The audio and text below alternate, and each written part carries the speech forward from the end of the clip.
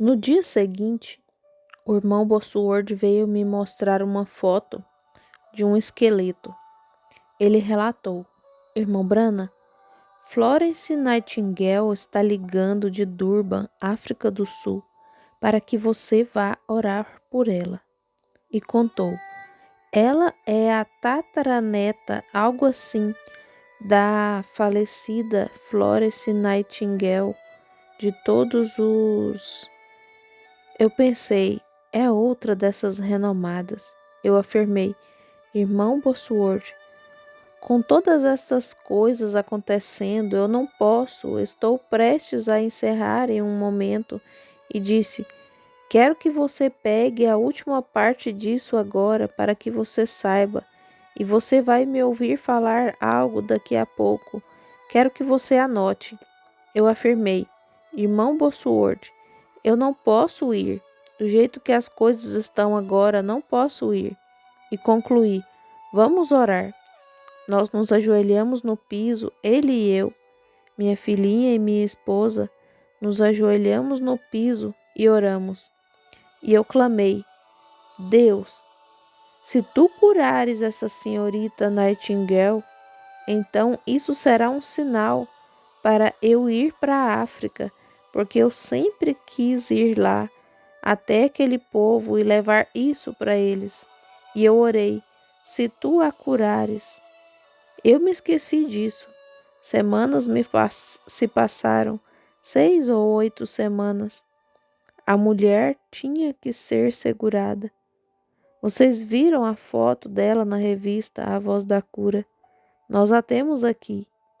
Lá está ela no livro também, apenas um esqueleto em pé.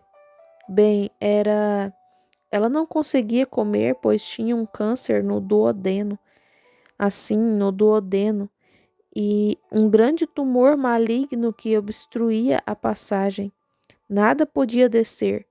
Eles lhe deram glicose até que suas veias entraram em colapso e isso foi tudo. E lá estava ela deitada naquela condição, morrendo, orando para que eu fosse. E eu clamei, Senhor, se tu a curares. Semanas e semanas depois, desembarquei em Londres, na Inglaterra. Eu estava descendo para ver se o rei George estaria lá. Então eu os ouvi me chamando, e o irmão Baxter foi até lá. Ele viu quem era. Florence Nightingale ficou sabendo de alguma forma, não sei como, que eu estava indo para Londres, e ela chegou lá um pouquinho antes de mim. E quando ela chegou ali, fui ao. Eles queriam que eu fosse até lá ver, e não se conseguia nem. Ela não conseguia sair do. Achavam que ela não ia morrer. Pedi a um ministro que a levasse para casa depois que fui ao palácio de Buckingham. Voltei ao palácio de Westminster e na manhã seguinte fui para Londres. Nunca me esquecerei disso. Ouçam com atenção. De qualquer forma, você não poderia voltar para casa se fosse dispensado. Está chovendo torrencialmente. Então, ouçam só um momento. Talvez esfrie para o culto de hoje à noite. Graças a Deus por isso. Agora vejam, eu entrei. Nunca vou me esquecer dessa experiência. Eles vieram e me pegaram no Piccadilly Hotel e fomos até a casa desse ministro. E quando cheguei ali, se alguma vez eu vi uma cena triste e doentia, foi ali. Ela não conseguia mexer as mãos. Estava deitada ali e estava tentando mexer os lábios. Sua enfermeira se inclinou, 2 delas, e ela disse: Fale ao irmão Brana para pedir a Deus para me deixar morrer. Como eu poderia pedir a Deus para deixá-la morrer? E a enfermeira afirmou: Irmão Brana, salientou, ela orou muito. Ela sempre creu que se conseguisse chegar onde o Senhor está, Deus a curaria. Quando eu penso nisso, eu estava ali.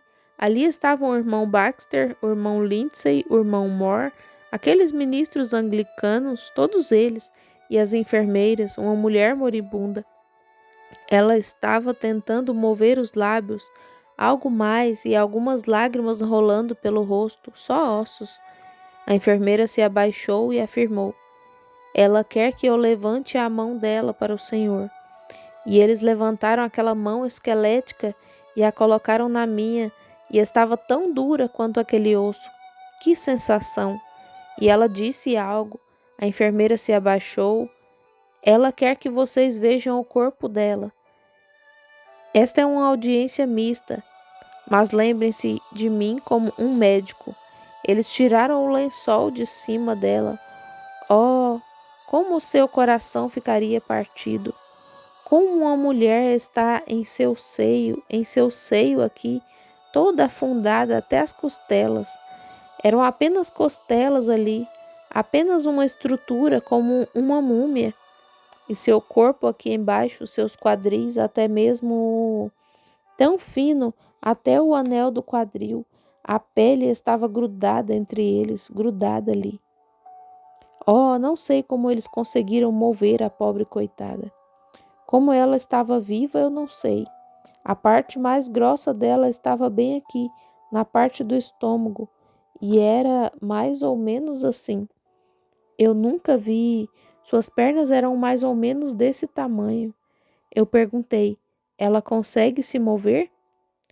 Responderam: Não, ela está completamente incapacitada. Disse: Ela quer que você. Comentaram: Ela quer morrer, mas tentou te ver. E continuaram: A enfermeira afirmou: Eu creio que ela morrerá agora mesmo, irmão Brana. E continuou: Porque ela queria te ver antes de morrer. Oh, meu Deus! Eu olhei para a pobrezinha, pensei: Oh, eu sou Jesus. Convoquei: Vamos orar, irmãos.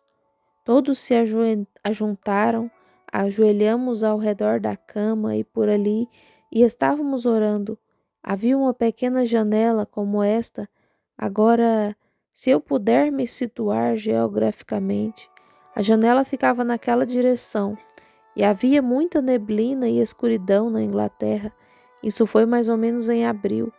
Era um dia meio nebuloso e a janela estava levantada.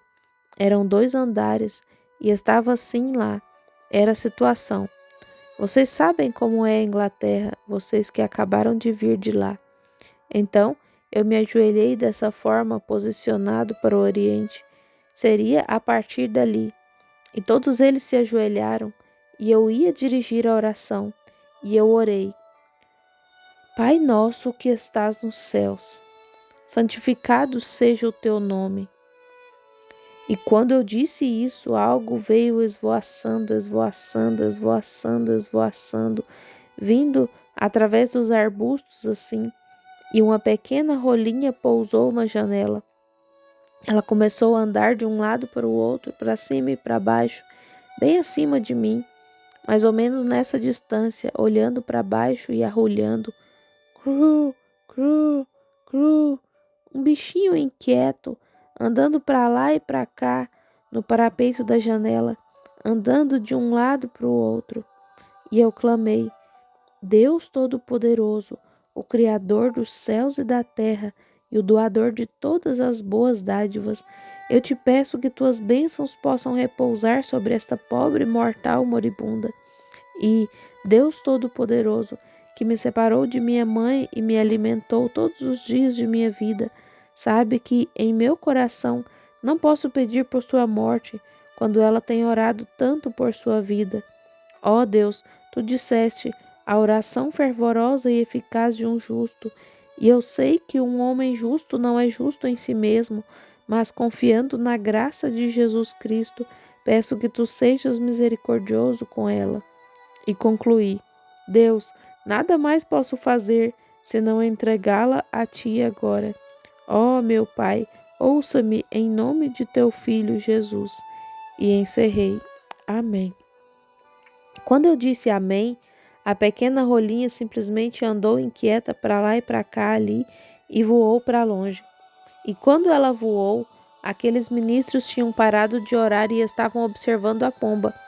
Então, quando me levantei, eles disseram: Você notou aquela pomba? E eu comecei a dizer e quando o fiz, algo me tomou, eu disse: Assim diz o Senhor, esta mulher viverá e não morrerá. Aleluia! Eu não poderia saber e não sabia mais do que sei agora, mesmo o que vai acontecer daqui a 10 anos. Mas ele falou, e desde aquela hora até hoje ela desfruta de perfeita saúde. Pesa 150 libras, 68 quilos, tão normal quanto qualquer pessoa poderia estar. Aí está.